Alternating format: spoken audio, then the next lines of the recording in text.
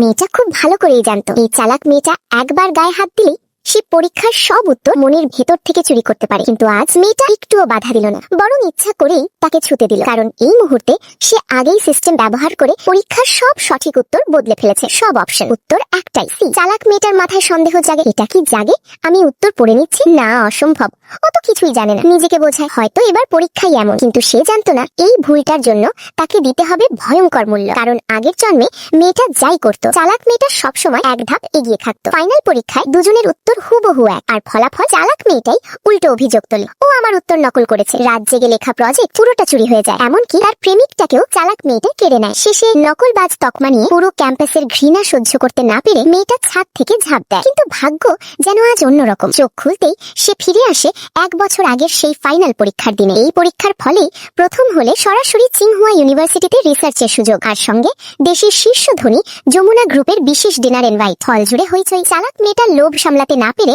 ঠান্ডা রজুহানান মেয়েটার পেছনের সিটে বসে, আর আগের জন্মের মতোই হাঁটতে হাঁটতে তার কাঁধে হাত রাখে। ঠিক তখনই মেয়েটা ফিসফিস করে বলে, চালু করো বিং, নির্দেশ দিন। সে শান্ত গলায় বলে, আমার মাথার সব সঠিক উত্তর সব ভুলে বদলে দাও। পরীক্ষা শুরু হয়। চালাক মেয়েটা একের পর এক সব উত্তর নকল করে, সবই সি। পরীক্ষা শেষে অহংকার করে বলে, এই পরীক্ষা তো খুব সহজ ছিল। সে জানে না রেজাল্টের দিন তার জন্য অপেক্ষা করছে ভয়ঙ্কর অন্ধকার। এরই মধ্যেই মেয়েটার ফোনে মেসেজ আসে, অগ্রিম অভিনন্দন, রিসার্চ সিট তোমারই। আর জানায় যমুনা গ্রুপের ডিনারটা তার জন্যই। চালাক মেয়েটা ব্যঙ্গ করে হাসে, সে জানে না এই প্রেমিকই যমুনা গ্রুপের উত্তরাধিকারী। 1 মাস পর প্রজেক্ট প্রেজেন্টেশনের দিন। চালাক মেয়েটা মঞ্চে উঠে নকল আইডিয়া দেখাতে থাকে, সবাই মুগ্ধ। কিন্তু বিচারক প্রধান অধ্যাপক নীরব থাকেন। শেষে তিনি একটাই প্রশ্ন করেন, এই আইডিয়াটা কি সত্যি তোমার? চালাক মেয়েটার মুখ ফ্যাকাশে হয়ে যায়। অধ্যাপক ধীরে বলেন, কারণ তোমার করা এই কাঠামোটা আমার 5 বছর আগের গবেষণা পত্রের সঙ্গে হুবহু মিলছে।